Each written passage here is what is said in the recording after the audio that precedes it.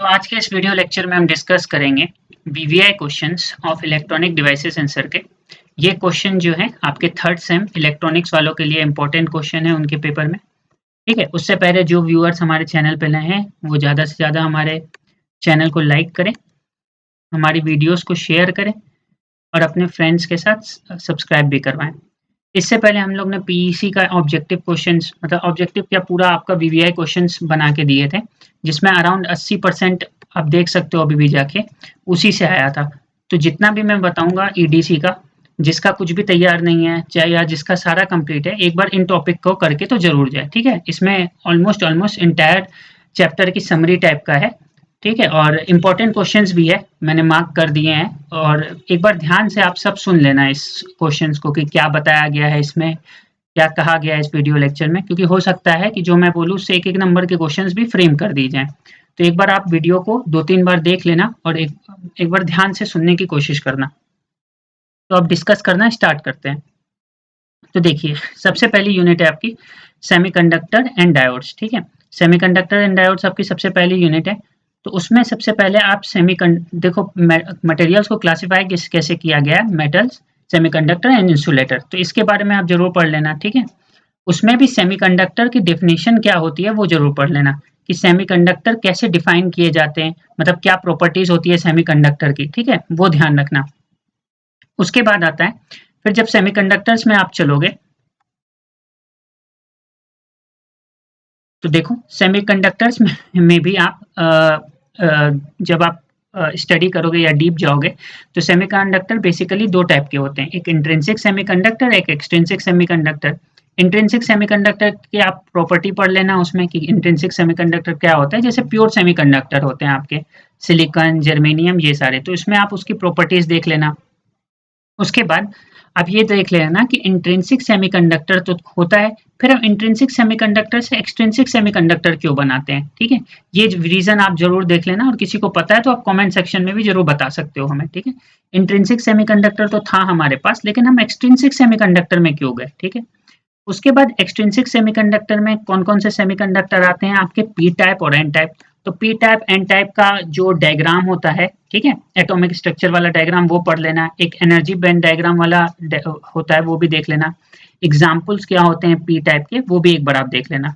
Similarly N type में एक energy मतलब जैसे एन टाइप आपका सेमीकंडक्टर बनता है तो एन टाइप में मेजॉरिटी चार्ज कैरियर कौन से होते हैं। मेजॉरिटी मतलब जिसकी संख्या ज्यादा होती है और माइनॉरिटी मतलब जिसकी संख्या कम होती है। तो एन टाइप में इलेक्ट्रॉन्स की संख्या ज्यादा होगी और होल्स की संख्या कम होगी। ठीक है, तो एन से आप याद भी रख सकते हो, एन मतलब एक याद करने का तरीका है कि एन का मतलब हो गया क्या, नेगेटिव, और नेगेटिव मतलब इलेक्ट्रॉन्स। तो मतलब क्योंकि नेगेटिव चार्ज इलेक्ट्रॉन्स पर रहता है, यानी कि इलेक्ट्रॉन्स की संख्या एन टाइप सेमीकंडक्टर में ज्यादा रहेगी। ठीक है, उसका एनर्जी बैंड डायग्राम क्या होता है एन टाइप सेमीकंडक्टर का, थोड़ा इसको भी देख सकते हो। और एक एटॉमिक स्ट्रक्चर वाला डायग्राम जो बनता है जनरली, आप डिफरेंट बुक्स में भी देखोगे या मैंने क्लास में भी करा के रखा है, वो जरूर आप पढ़ के जाना। ठीक है, और एन टाइप सेमीकंडक्टर के एग्जाम्पल कहाँ से होते हैं। ठीक है, और ये पी टाइप और एन टाइप सेमीकंडक्टर बनते कैसे, किस एलिमेंट की डोपिंग करती हैं, डोपेंट्स क्या होते हैं, ये मैंने लिखा नहीं है, लेकिन डोपिंग भी जरूर आप पढ़ के जाना और डोपेंट्स भी पढ़ के जाना कि डोपेंट्स किसको कहते हैं और डोपिंग प्रोसेस हम क्यों करते हैं। ठीक है, तो ये सारा इंपॉर्टेंट पे आता है। उसके बाद एक बार आपका पी टाइप और एन टाइप हो जाए तो फिर हमारा जो नेक्स्ट टॉपिक रहता है वो रहता है पीएन जंक्शन डायोड, कि पीएन जंक्शन डायोड का सिंबल क्या होता है, पीएन जंक्शन डायोड की वर्किंग कैसी होती है। ठीक है, तो जब नॉर्मल पीएन जंक्शन डायोड होता है या जब पीएन जंक्शन डायोड के अक्रॉस कोई भी बैटरी नहीं लगाए रहते हैं तो उसकी वर्किंग कैसी होती है, डिप्लीशन लेयर क्या होता है, बैरियर पोटेंशियल कितना होता है। बैरियर पोटेंशियल सिलिकॉन का कितना होता है, 0.7 होता है, और आपका जो जर्मेनियम का होता है वो 0.3 वोल्ट होता है। ठीक है, तो ये सारी चीजें आपको पढ़ के जानी है। उसके बाद जब हमको ऑब्वियस बात है फॉरवर्ड करंट, अब जब कोई बैटरी नहीं लगाएंगे तो पीएन जंक्शन डायोड में करंट कितना हो जाएगा, जीरो। लेकिन जब हम फॉरवर्ड बायस लगाते हैं तो पी को किससे कनेक्ट करते हैं, एन को किससे कनेक्ट करते हैं, यानी कि पी को कनेक्ट करते हैं आपका positive terminal of the battery से, एन को कनेक्ट करते हैं negative terminal of the battery से, तो होता है फॉरवर्ड बायस। अब फॉरवर्ड बायस में क्या क्या प्रॉपर्टी होती है, जैसे डिप्लीशन लेयर की विड्थ घटना, चैनल का रेजिस्टेंस कम होना, फॉरवर्ड करंट फ्लो होना। फॉरवर्ड करंट किस में रहता है तो मिली एम्पियर में रहता है। तो ये सारी प्रॉपर्टीज आपको पढ़ के जानी है। सिमिलरली रिवर्स बायस की कनेक्शन क्या होती है, ठीक है, रिवर्स बायस मोड की कनेक्शन क्या होती है। ठीक है, और रिवर्स बायस में जो करंट फ्लो होता है उसको कहते हैं रिवर्स सैचुरेशन करंट, ठीक है। उसकी जो आपको उसकी वैल्यू कितनी होती है तो माइक्रो एम्पियर्स में होती है। तो ये सारे पॉइंट्स आपको पढ़ के जाने कि उनसे एक एक नंबर के क्वेश्चन बनते हैं। अब रिवर्स बायस जब हम पढ़ रहे हैं तो रिवर्स बायस में आपका ब्रेकडाउन भी कब होता है, ब्रेकडाउन कितने, पहले हमेशा ये ध्यान रखिएगा कि ब्रेकडाउन रिवर्स बायस में ही हो सकता है। और ब्रेकडाउन कितने टाइप का होता है तो दो टाइप का होता है, एक होता है आपका एवलांच ब्रेकडाउन, दूसरा होता है जीनर ब्रेकडाउन। फिर आपको पढ़ना है एक वोल्टेज और करंट का ग्राफ आता है, वी आई कैरेक्टरिस्टिक, मतलब वी आई कैरेक्टरिस्टिक मतलब वोल्टेज और करंट का ग्राफ होता है पीएन जंक्शन डायोड का। ये लैब्स में भी हम लोग ने किया है और ऊपर से क्लास में भी मैंने बता रखा है, तो उसको जरूर देख के जाना है, ठीक है। क्योंकि हो सकता है एग्जाम में ऐसे पूछे पीएन जंक्शन डायोड का पूरे फॉरवर्ड बायस या रिवर्स बायस मोड में बताओ, या पीएन जंक्शन डायोड को आप एक्सप्लेन करो और उसका वी आई कैरेक्टरिस्टिक भी बना के दिखाओ, तो इसको पढ़ के जाना है। उसके बाद जब आप फिर जो नेक्स्ट टाइप ऑफ डायोड में आते हैं वो होता है आपका जीनर डायोड। जीनर डायोड क्या होता है, V I characteristic zener diode की क्या होती है, और सबसे इंपॉर्टेंट जीनर डायोड को एज ए वोल्टेज रेगुलेटर की तरह कैसे यूज करते हैं। वोल्टेज रेगुलेटर क्या होता है कि आउटपुट स्टेबल कैसे करता है ये जीनर डायोड, ठीक है। अभी मैं बताता हूँ कि इसका यूज कहाँ करते हैं, लेकिन एज ए वोल्टेज रेगुलेटर इसका यूज होता है, तो वो जरूर आपको पढ़ के जाना है एक बार। देखो, अब जब डीसी पावर सप्लाई क्या होता है, तो बेसिकली जब हम एसी सप्लाई से डीसी सप्लाई करना हमको कन्वर्ट करना रहता है, तो हम डीसी पावर सप्लाई बेसिकली हमको बनाना है। तो डीसी पावर सप्लाई में कौन कौन से स्टेज पे क्या क्या लगाते हैं, तो सबसे पहले स्टेज आता है रेक्टिफायर, उसके बाद लगता है फिल्टर, फिर लगता है वोल्टेज रेगुलेटर, या वोल्टेज रेगुलेटर को भी हम अगर कहें, वोल्टेज रेगुलेटर तो एप्लीकेशन है, लेकिन अगर यहाँ पे एक डायोड लगाना चाहें तो कौन सा लगेगा आपका जीनर डायोड। तो जीनर डायोड के बारे में एज ए वोल्टेज रेगुलेटर, तो जीनर डायोड का काम क्या होता है, कोई भी फ्लक्चुएटिंग डीसी को प्योर डीसी में कन्वर्ट करना, मतलब यहाँ पे जो डीसी सप्लाई आएगा उसमें थोड़ी फ्लक्चुएशन रहेगी। जीनर डायोड का काम क्या होता है, आउटपुट में स्टेबल डीसी ले आना, ठीक है। अब रेक्टिफायर भी आपके सिलेबस में और फिल्टर भी आपके सिलेबस में। तो रेक्टिफायर में क्या पढ़ना है आपको, हाफ वेव रेक्टिफायर, इसका कंस्ट्रक्शन, इसका वर्किंग, और इसमें काफी सारे मैंने पॉइंट्स और कुछ फॉर्मूलेस भी लिखा के रखे हैं, तो वो भी आपको देखना है, जैसे रिपल फैक्टर क्या होता है, डीसी आउटपुट वोल्टेज क्या होता है, ठीक है, इफिशियंसी कितनी होती है इसकी, सारे 5-6 पॉइंट लिखा के रखे हैं, वो जरूर आपको देख के जाने हैं। फुल वेव रेक्टिफायर भी आपको देख के जाना है। तो फुल वेव रेक्टिफायर में कौन कौन से टाइप के होते हैं, centre tap full wave rectifier और base tap full wave rectifier, ठीक, ये दोनों इंपॉर्टेंट है और दोनों की आने की पॉसिबिलिटी है। उसके बाद जो टॉपिक आता है, फिल्टर आता है। तो फिल्टर की वर्किंग कैसे होती है, ठीक है, फिल्टर क्या होता है, काम क्या होता है, और टाइप्स ऑफ फिल्टर पढ़ना है। तो 3 टाइप के हैं आपके सिलेबस में, कैपेसिटर फिल्टर, चोक इनपुट फिल्टर, और या कैपेसिटर इनपुट फिल्टर या पाई फिल्टर। तो ये सारे फिल्टर्स आपको देख के जाने हैं कि फिल्टर का काम क्या होता है। तो जनरली फिल्टर का काम क्या होता है आपका, देखो, जो रेक्टिफायर का आउटपुट रहता है ना, रेक्टिफायर का आउटपुट होता है आपका पल्सेटिंग डीसी। पल्सेटिंग डीसी का मतलब एसी प्लस डीसी दोनों रहता है। उसको क्या करता है, फिल्टर का काम क्या होता है, जो एसी कंपोनेंट है, क्योंकि देखो हमें आउटपुट में तो डीसी चाहिए, तो जो एसी कंपोनेंट आ रहा है उसको कम कर दे और जो डीसी कंपोनेंट है उसको पास कर दे। आइडियल फिल्टर तो वही होता है जो एसी को पूरा खत्म कर दे और डीसी को पास कर दे, बट कोई भी चीज आइडियल तो पॉसिबल नहीं होती है, प्रैक्टिकली हम देख रहे हैं तो उसकी बात कर रहे हैं, ठीक है। तो ये सारी चीज एक बार आपको देख के जानी है। उसमें भी इम्पोर्टेंट, मतलब ये तो मैंने पूरा चैप्टर में बता दिया, क्योंकि ये चैप्टर काफी बड़ा है, तो इसमें ऑलमोस्ट ऑलमोस्ट सारे पॉइंट ही इंपॉर्टेंट में आते हैं, क्योंकि कुछ भी पूछा जा सकता है। फिर भी रेक्टिफायर के बारे में आप जरूर पढ़ के जाना, क्या होता है रेक्टिफायर, उसकी definition, half wave rectifier, full wave rectifier, ये पूरा, और फिल्टर और वोल्टेज रेगुलेटर, मतलब जीनर डायोड वोल्टेज रेगुलेटर की तरह यूज क्या होता है। तो ये 3 काफी ज्यादा इंपॉर्टेंट टॉपिक है। और मतलब क्योंकि ये चैप्टर काफी बड़ा है तो इसमें काफी ज्यादा वैरायटी ऑफ क्वेश्चंस बन सकते हैं, तो कम से कम इतना तो आप जरूर देख के जाएं। अब आते हैं आपका यूनिट 2। यूनिट 2 है आपकी बीजेटी। बीजेटी मतलब होता है बाइपोलर जंक्शन ट्रांजिस्टर। फिर आप बीजेटी एक 3 टर्मिनल डिवाइस होता है, इमीटर बेस कलेक्टर। इसमें भी किस इमीटर की डोपिंग क्या होती है, बेस की डोपिंग क्या होती है, कलेक्टर की डोपिंग क्या होती है, ये सब आपको पढ़ के जाना है। और एरिया किसकी कितनी होती है, किसकी सबसे ज्यादा लार्जेस्ट एरिया होती है, किसकी स्मॉलेस्ट एरिया होती है, तो ये सारी बात पढ़ के जाना है। और बीजेटी की भी 2 आपकी कॉन्फ़िगरेशन होती है, एक एनपीएन और पीएनपी। तो एग्जाम में ऐसे पूछ सकता है कि एनपीएन जो है, जैसे आप आपका क्वेश्चन फ्रेम किया जा सकता है कि एनपीएन की आप वर्किंग, कंस्ट्रक्शन एंड वर्किंग बताओ। तो उसमें आपको पूरा बताना पड़ेगा कि कैसे एनपीएन में जैसे मेजॉरिटी चार्ज कैरियर्स क्या होते हैं, वो कैसे फ्लो करते हैं, मतलब पूरा जो कनेक्शन होती है आपकी एनपीएन की आपको एक्सप्लेन करनी पड़ेगी। ठीक है, एक और चीज पढ़ लीजिएगा आप इसमें, बीजेटी की जैसे BJT as an amplifier use होता है। तो एम्पलीफायर, अब बीजेटी में दो जंक्शन होते हैं, एक हाथ होता है आपका इमीटर बेस्ड जंक्शन, दूसरा होता है आपका कलेक्टर बेस्ड जंक्शन। तो ये रीजन ऑफ ऑपरेशन जरूर देख लीजिएगा कि तीन रीजन ऑफ ऑपरेशन में होता वर्क करता है बीजेटी। एक होता है इमीटर बेस्ड जंक्शन फॉरवर्ड बाइस, collector based junction reverse bias. तो इस मोड को कहते हैं आपका एक्टिव। इसमें बीजेटी एज एन एम्पलीफायर की तरह काम कर सकता है। और अगर इमीटर बेस्ड जंक्शन फॉरवर्ड बाइस, कलेक्टर बेस्ड जंक्शन भी फॉरवर्ड बाइस, तो इसमें बीजेटी एज ए स्विच की तरह काम करता है। और ये रीजन होता है आपका सेचुरेशन रीजन। और कैसा स्विच? On switch. थर्ड आप ये देख लेना कि जब दोनों इमीटर बेस्ड जंक्शन और कलेक्टर बेस्ड जंक्शन दोनों रिवर्स बाइस में रहते हैं, तो आपका कौन सा मोड होता है? कट ऑफ मोड में बीजेटी काम करता है। इसमें करंट जीरो होता है और इसमें BJT as an off switch की तरह यूज होता है। Generally BJT as an amplifier की तरह यूज करते हैं, इसलिए इमीटर बेस्ड जंक्शन को फॉरवर्ड बाइस और कलेक्टर बेस्ड जंक्शन को रिवर्स बाइस यूज करते हैं। तो ये सारा आपको इसमें देख के जाना है। ऊपर से एनपीएन की वर्किंग कैसी होती है, पीएनपी की कंस्ट्रक्शन और वर्किंग कैसी होती है, ये जरूर देख के जाना है। उसके बाद नेक्स्ट जो टॉपिक है इसमें, वो कनेक्शंस पूछे जाते हैं इसमें। तो बीजेटी की कौन कौन से कनेक्शंस होते हैं? तो देखो, कॉमन इमीटर कनेक्शन होता है, कॉमन बेस कनेक्शन होता है और कॉमन कलेक्टर कनेक्शन होता है। ठीक है, कॉमन इमीटर, कॉमन बेस और कॉमन कलेक्टर। ठीक है, तो ये तीन कनेक्शन में बीजेटी होता है। तो अब आप देखो कि कॉमन कलेक्टर में आपको क्या क्या पढ़ना है। कॉमन कलेक्टर की कनेक्शन कैसे होती है, ठीक है, उसकी प्रॉपर्टीज पढ़नी है, इनपुट एंड आउटपुट कैरेक्टरिस्टिक पढ़नी है।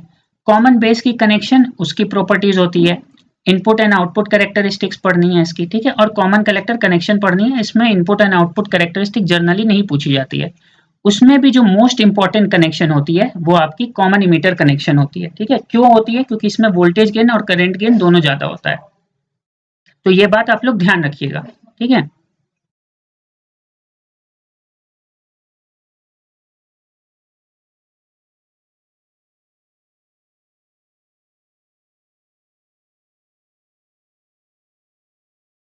अब नेक्स्ट पे आते हैं। तो देखो, कॉमन बेस और कॉमन इमीटर में आपको इनपुट एंड आउटपुट कैरेक्टरिस्टिक तो करनी है। Input and output characteristic basically graphs होते हैं आपके, तो वो जरूर पढ़ के जाने। और अगर आपको कोई बुक रेफर करनी है तो वीके मेहता आप बुक, वीके मेहता बुक आप रेफर भी कर सकते हो। ठीक है, इस पूरे सब्जेक्ट के लिए वीके मेहता एशियन पब्लिकेशन की है। कुछ कुछ पॉइंट हालांकि इस बुक में गलत दिए हुए हैं, बट मेजरली ये बुक आपके लिए पढ़ने के लिए सही है इस सब्जेक्ट के लिए। अब देखिए, कॉम आते हैं इस टॉपिक पे कि करंट इक्वेशन पढ़नी है हम लोग को। एक बार इसको भी देख लीजिएगा। करंट इक्वेशन मतलब कलेक्टर करंट की इक्वेशन, आपका कॉमन बेस और कॉमन इमीटर कनेक्शन में। ठीक है, उसके बाद अल्फा बीटा गामा क्या क्या होते हैं, इसके नाम क्या क्या होते हैं। अल्फा बीटा और गामा के रिलेशंस जरूर पढ़ लीजिएगा, जैसे beta equals to alpha one minus alpha. और अल्फा की रेंज क्या होता है, जैसे अल्फा की रेंज होती है आपकी less than one but nearly equals to one. Beta की रेंज क्या होती है वो पढ़ लेना आप। ठीक है, तो ये तो जरूर पढ़ के जाना, क्योंकि इससे एक एक नंबर के क्वेश्चंस भी फ्रेम कर सकते हैं हम लोग। ठीक है, एग्जाम में आ सकते हैं। ये हो गई आपकी सेकेंड यूनिट। थर्ड यूनिट होती है आप जो आती है आपकी, वो है फील्ड इफेक्ट ट्रांजिस्टर। तो इसमें तो सबसे पहले आप ये पढ़ लेना कि एफईटी और बीजेटी में डिफरेंस क्या क्या होता है, मतलब पॉइंट्स ऑफ डिफरेंस पढ़ने हैं एफईटी और बीजेटी में। उसके बाद एफईटी भी दो टाइप का होता है, एक जेफेट और मॉसफेट। आपको मॉसफेट जरूर पढ़ के जाना है। ठीक है, जेफेट आपके सिलेबस में नहीं है, मॉसफेट में पढ़ना है। और मॉसफेट भी दो टाइप में होते हैं, एक इनहेंसमेंट मॉसफेट, एक डिप्लीशन मॉसफेट। तो पहले तो इनहेंसमेंट मॉसफेट क्या होता है, डिप्लीशन मॉसफेट क्या होता है, ये पढ़ना है। कैरेक्टरिस्टिक आपको पढ़नी है, मतलब कंस्ट्रक्शन, सिंबल, वो वर्क कैसे करता है दोनों मॉसफेट, और ड्रेन और ट्रांसफर कैरेक्टरिस्टिक्स। तो इतना पॉइंट इंपॉर्टेंट है आपका इसमें। ठीक है, कि जैसे डिप्लीशन मॉसफेट होता है तो उसमें चैनल पहले से प्रेजेंट रहता है। इनहेंसमेंट मॉसफेट में आपका चैनल ग्रो करना पड़ता है हमको। ठीक है, तो ये पूरा कंस्ट्रक्शन, वर्किंग, सिंबल और ड्रेन और ट्रांसफर कैरेक्टरिस्टिक्स आपको पढ़ के जाने हैं। ठीक है, नेक्स्ट एक और टॉपिक इसमें इंपॉर्टेंट आता है, यूजेटी। यूजेटी होता है आपका यूनि जंक्शन ट्रांजिस्टर। तो इसका सर्किट और वर्किंग पढ़ के जाना है। ठीक है, तो ये इतना इंपॉर्टेंट है यूनिट 3 में। एक और बात ध्यान, इसमें जो इम्पोर्टेंट टॉपिक्स हैं इस चैप्टर में, एक ये डिफरेंस जरूर पढ़ लीजिएगा आप, क्योंकि कभी-कभी ये डिफरेंस पूछ लेता है, तो 5-6 पॉइंट्स इसमें लिख दीजिएगा। मॉसफेट के बारे में पढ़ लीजिएगा कि मतलब जैसे पहले तो एफईटी पढ़ लीजिएगा कि इसमें सोर्स, ड्रेन और गेट होता है। कुछ पॉइंट पढ़ लीजिएगा कि जैसे आपका BJT current control current source होता है, तो मॉसफेट आपका वोल्टेज कंट्रोल वोल्टेज सोर्स होता है। तो ये बात ध्यान रख लीजिएगा। उसके बाद इन्हेंसमेंट मॉसफेट क्या होता है, डिप्लीशन मॉसफेट क्या होता है, इसके बारे में पढ़ लीजिएगा, और ये सारी चीजें जो लिखी हुई है। अब देखो यूनिट 4 में जो है, यूनिट 4 में आपके 3 डिवाइसेस हैं। कौन कौन से? एससीआर, डायक और ट्रैक। एससीआर का वीडियो हमारे चैनल पे बना हुआ है, आप आई बटन पे क्लिक करके भी उसको पढ़ सकते हैं, या आप इसको मैं डिस्क्रिप्शन में भी इसका लिंक दे दूंगा, आप वहां से भी जाके देख सकते हैं। तो क्या क्या पढ़ना है इसमें? देखो एससीआर क्या होता है, इसके फुल फॉर्म तो आप पहले देख लीजिएगा, क्योंकि ये बनता है। जैसे एफईटी का फुल फॉर्म होता है फील्ड इफेक्ट ट्रांजिस्टर, मॉसफेट का क्या होता है, metal oxide semiconductor field effect transistor. तो ये जरूर पढ़ लीजिएगा, क्योंकि इससे एक एक नंबर के क्वेश्चन बन जाते हैं। एससीआर क्या होता है आपका? Silicon control rectifier. डायक का फुल फॉर्म क्या होता है आपका? ट्रैक का क्या होता है? और जो इसमें इंपॉर्टेंट पॉइंट है, इस तीनों की construction, operation and working. SCR की कंस्ट्रक्शन क्या होता है, वो ऑपरेट कैसे करता है, ऑपरेशन एंड वर्किंग। डायक क्या, और एप्लीकेशन भी पढ़ लीजिएगा। डायक की कंस्ट्रक्शन, ऑपरेशन एंड वर्किंग, और ट्रैक की भी कंस्ट्रक्शन, ऑपरेशन एंड वर्किंग। ये सारी 3 चीज आपको पढ़ के जाना है, ठीक है। ऑपरेशन और वर्किंग बेसिकली ये हो गया, बेसिकली कंस्ट्रक्शन, वर्किंग और एप्लीकेशन आप देख लीजिएगा। होल्डिंग करंट और लैचिंग करंट क्या होता है सीआर का, एक बार इसमें भी आप देख के जाइएगा, ठीक है। तो ये इतना आपको पढ़ना है यूनिट 4 में, क्योंकि ये 3 डिवाइसेस हैं, और इतना बेसिकली मैंने कंसाइज कर दिया है यूनिट 4 को। यूनिट 5 आता है आपका एम्पलीफायर्स एंड ऑसिलेटर। तो एम्पलीफायर में भी देखो आपको क्या पढ़ना है, फीडबैक एम्पलीफायर। तो फीडबैक एम्पलीफायर्स में तो जो आपको मेनली पढ़ना है, वो पढ़ना है कि पॉजिटिव फीडबैक कहाँ होता है, नेगेटिव फीडबैक क्या होता है, और जो आपको नेगेटिव फीडबैक्स की प्रॉपर्टीज पढ़नी है कि नेगेटिव फीडबैक जैसे गेन डिक्रीज करता है, आपका बैंडविड्थ इंक्रीज करना है, ये 5-6 प्रॉपर्टीज होती हैं नेगेटिव फीडबैक की, वो जरूर पढ़ के जाना है आपको। उसके बाद होता है कितने टाइप की फीडबैक टोपोलॉजीज होती हैं। टोपोलॉजीज मतलब टाइप्स बेसिकली। तो वोल्टेज सीरीज होता है, voltage shunt, current series, current shunt, एक नाम तो ये होता है। एक और इनका नाम होता है जैसे shunt shunt feedback, shunt series feedback, ठीक है। तो ये इन 4 टोपोलॉजीज के, ये इन 4 टाइप्स के diagram, basic points and different names आपको पढ़ के जाने हैं। डायग्राम, बेसिक पॉइंट्स और डिफरेंट नेम्स पढ़ के जाने हैं, ठीक है। ऑसिलेटर का वर्किंग पढ़ना है, ठीक है। पहले तो आप देख लो, फीडबैक टोपोलॉजीज आपको पढ़ के जानी है, कितने टाइप्स की होती हैं, इसके डायग्राम देखने हैं आपको, और कुछ बेसिक पॉइंट्स देखने हैं, डिफरेंट नेम्स क्या क्या होते हैं, जैसे करंट सीरीज, करंट शंट, मतलब बेसिकली ये आपको इसमें देख के जाना है। एक तो ये नॉर्मल नाम हो गए, voltage series, voltage shunt, current series, current shunt, ये पॉइंट, और जैसे शंट शंट, शंट सीरीज, ये नाम भी आपको देख के जाने।